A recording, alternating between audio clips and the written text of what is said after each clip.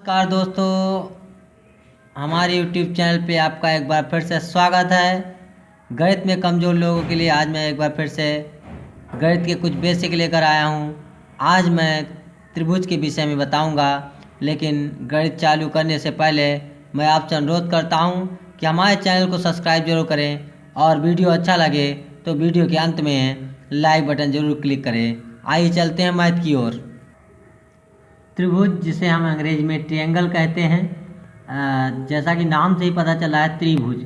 त्रि मीन्स होता है तीन, भुज मीन्स भुजाएं, जिसकी तीन भुजाएं हों उसे हम त्रिभुज कहते हैं। जैसे एक त्रिभुज मैं आपको बताऊंगा इस तरह से। ये देखिए त्रिभुज आपके सामने,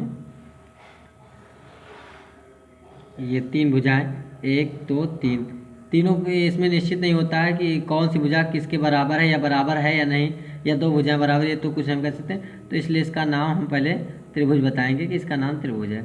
लेकिन त्रिभुज के जो प्रकार हैं उनको भी मैं बताते चलूँगा। सबसे पहले आपको बताऊंगा ये त्रिभुज, जो ऐसा त्रिभुज है जिनके तीनों भुजाएं अलग अलग हैं। आपको बता दूं इसमें तीन कोण होते हैं, एक कोण ये, एक कोण ये और एक कोण ये, तीन कोण होते हैं।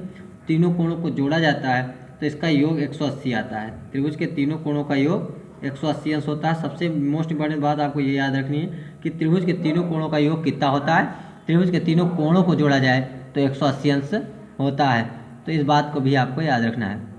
तो आइए चलते हम त्रिभुज के अगले पार्ट में कि त्रिभुज कैसे अगला होता है। जैसे हम मान लें दूसरा त्रिभुज जो है समद्विबाहु त्रिभुज, मान के चलो समद्विबाहु त्रिभुज कुछ इस प्रकार से समद्विबाहु होता है। देखिएगा सब लोग, ये दो भुजाएं इनकी बराबर होंगी, दो भुजाएं इनकी बराबर होंगी। ये मान लो दोनों भुजाएं बराबर हैं। इसको ए बी सी रख दें तो ए बी और ए सी बराबर है। इस समय आप देखोगे कि ए बी बराबर है ए सी के, ए बी भुजा जो है ए सी भुजा के बराबर है।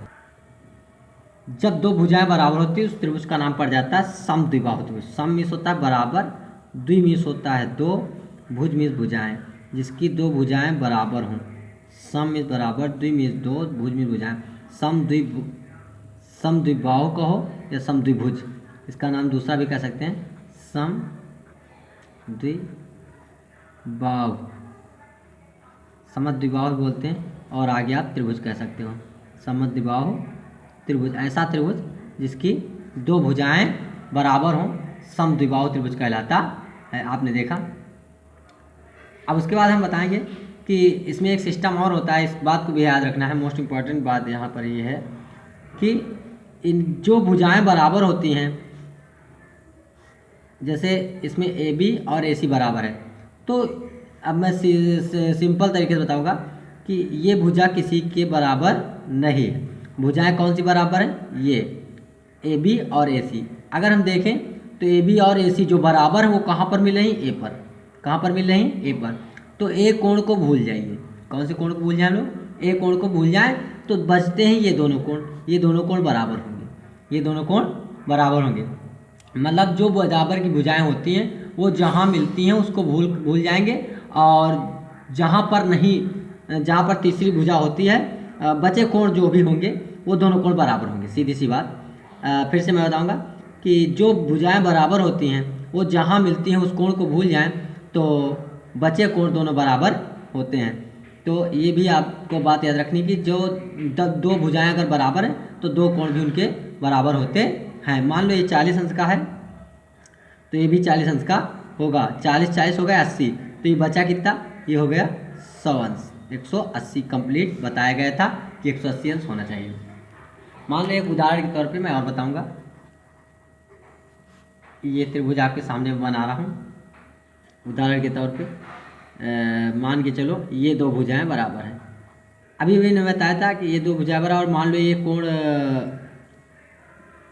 मान के चलो 80 अंश है। कितने अंश है? 80 अंश।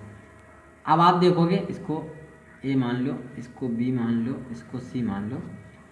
आपसे पूछा है बी और सी का मान कितना होगा, लेकिन सबसे पहले हमको ये देखना है कि दो भुजाएं बराबर हैं और दोनों मिल रही हैं ए पर। तो यानी ये 80 अंश का कोण किसी के दूसरे कोण के बराबर नहीं होगा।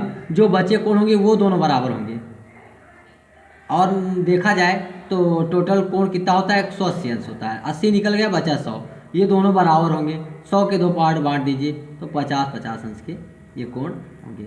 इस बात को आपको याद रखना है कि समद्विबाहु में कोण जो बराबर होते हैं वो कितने कितने आएंगे, किस प्रकार से आएंगे, ये बात आपको याद रखनी कि 80 हमको पता चल गया, बचा 100, 180 होता है तो 100 बराबर जोड़ना है आपको।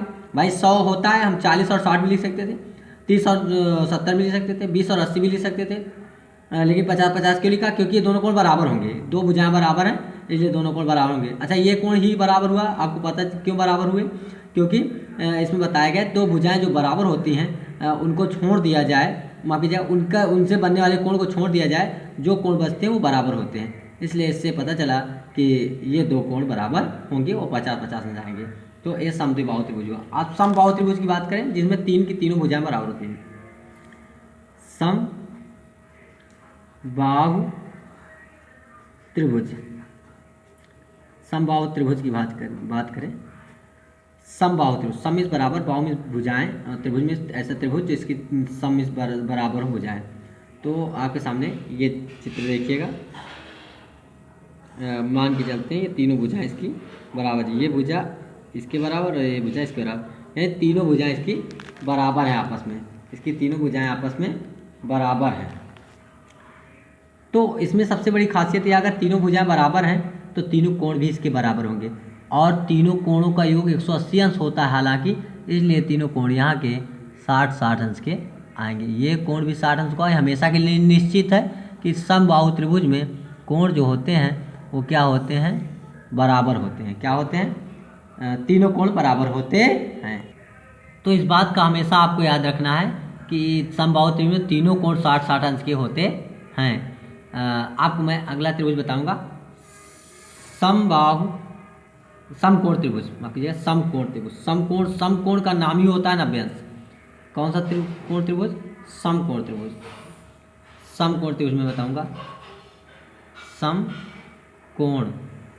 समकोण का मतलब होता है 90 अंश, समकोण त्रिभुज। समकोण का मतलब होता है 90 अंश, समकोण त्रिभुज। कौन सा त्रिभुज, समकोण त्रिभुज। ऐसा त्रिभुज जिसका एक कोण 90 अंश का होगा उसे हम समकोण त्रिभुज कहते हैं। ध्यान से देखिएगा, ये कोण ए पर 90 अंश है। कितने अंश है, ए पर 90 अंश, बी और सी का कुछ पता नहीं कितने अंश का होगा, ये 90 अंश है, और सी और बी। उसके बाद मैं आपको बता दूं 90 अंश के कोण का कोई भी त्रिभुज में कहीं भी ये 90 अंश का कोण बन जाए तो उस त्रिभुज को कहेंगे समकोण त्रिभुज। और सामने वाले को बोलते हैं, 90 अंश के सामने वाली भुजा का नाम होता है कर्ण, और बगल वाली भुजा लंब होती है और नीचे वाली भुजा को आधार कहते हैं। आपको एक चीज़ याद रखनी है कि ये लंब भी हो सकता है, आधार लंब बन सकता है, लंब आधार बन सकता है, ये दोनों आपस में बदल सकते हैं, लेकिन कर्ण कभी बदलता नहीं है, कर्ण कभी बदलता नहीं है। इस पर जो सूत्र है उसको मैं बाद में बताऊंगा, अभी त्रिभुज का चैप्टर चल रहा है इसलिए इतना ही जानना है मुझे कि समकोण त्रिभुज होता क्या है। तो समकोण त्रिभुज इस प्रकार के होते हैं कि एक कोण उसमें से 90 अंश का होगा। अगर एक कोण 90 अंश हो जाए तो एक बात याद रखनी कि उसके सामने वाली हमेशा कर्ण होगी। लंब और आधार कुछ भी हो सकता है, ये आधार हो सकता है, ये लंब हो सकता है, ये लंब आधार हो सकता है, इससे कोई मतलब नहीं। इस बात को आपको याद रखना है कि समकोण त्रिभुज में 90 अंश का कोण होगा तभी वो समकोण त्रिभुज कहलाएगा। एक और त्रिभुज होता है समकोण समद्विबाहु त्रिभुज, मतलब 90 अंश का भी होगा और समद्विबाहु भी होगा, यानी कि वो कोण 90 अंश का भी होगा और उसके जो दो भुजाएं वो बराबर भी होंगी। तो आइए हम जानते हैं किस प्रकार से ये होगा। देखिएगा, त्रिभुज का नाम है समकोण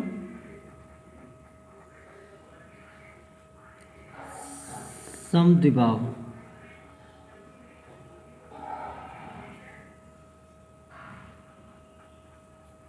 त्रिभुज समकोण भी हो और समद्विबाहु त्रिभुज। देखिएगा आप लोग,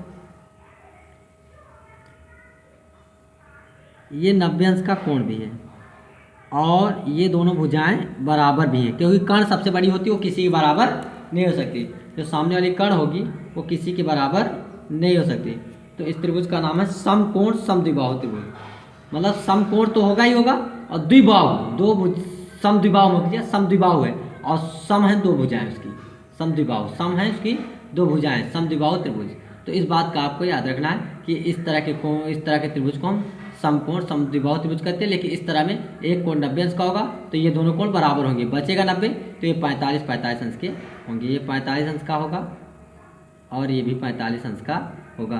तो इस बात का आपको याद रखना है कि ये दोनों कोण 45 अंश होंगे और ये 90 अंश का, ये भी निश्चित है, ये भी निश्चित, समकोण समद्विबाहु त्रिभुज में ये निश्चित है कि ये 90 होगा तो ये 45 अंश के होंगे। इस बात को भी आपको याद रखना है। तो इस प्रकार से आपने जाना 3-4 प्रकार के त्रिभुज। एक तो ऐसा त्रिभुज जिसकी कोई भुजाएं बराबर हो या ना हो, इससे मतलब नहीं, उसके तीनों कोणों का योग 180 अंश होता है। और एक दो समद्विबाहु त्रिभुज जिसकी दो भुजाएं बराबर हों और दो कोण भी बराबर होंगे। और उसके बाद आया समबाहु त्रिभुज, तीनों भुजाएं बराबर होंगी और तीनों कोण हमेशा के लिए निश्चित है 60-60 अंश। और समकोण त्रिभुज में एक कोण कोई भी 90 अंश का आ जाएगा तो उस त्रिभुज का नाम पड़ जाएगा समकोण त्रिभुज और उसके सामने वाली भुजा का नाम कर्ण होगा। लंब बगल अगल बगल वाली का एक का लंब, एक का नाम होगा आधार। कोई भी लंब कोई भी आधार बन सकती है, ये कोई निश्चित नहीं। उसके बाद समकोण त्रिभुज, समकोण समद्विबाहु त्रिभुज, 90 अंश का कोण तो होगा ही होगा, दो भुजाएं भी बराबर उसकी होंगी। तो इस प्रकार से उस कोण का, उस त्रिभुज का भी नाम पड़ जाएगा समकोण समद्विबाहु त्रिभुज। और उसके आपको बता दूं, एक कोण 90 अंश का होगा तो दो बचे कोण 45 अंश के होंगे, क्योंकि दो भुजाएं उनकी बराबर हैं। और जो बराबर भुजाएं जहाँ पर मिल रही उसको अगर हम भूल जाएं उस कोण को 90 अंश को, बचे खुचे दोनों कोण बराबर होते हैं, इसलिए 45 आएंगे, क्योंकि 180 होता है तीनों को मिला के। तो इस बात को आपको याद रखना है। अगली वीडियो में बताऊंगा त्रिभुज के जो नियम हैं, वृत्त के जो नियम हैं, कुछ उसके विषय में बताऊंगा, इसके सूत्र क्या होते हैं, इसमें क्या क्या लगेगा, किस प्रकार से इसका सॉल्वेशन होगा, तो उसको बताऊंगा। लेकिन हमारे चैनल को सब्सक्राइब करना मत भूलें और अच्छा वीडियो लगा हो तो लाइक बटन ज़रूर क्लिक करें। Thank you.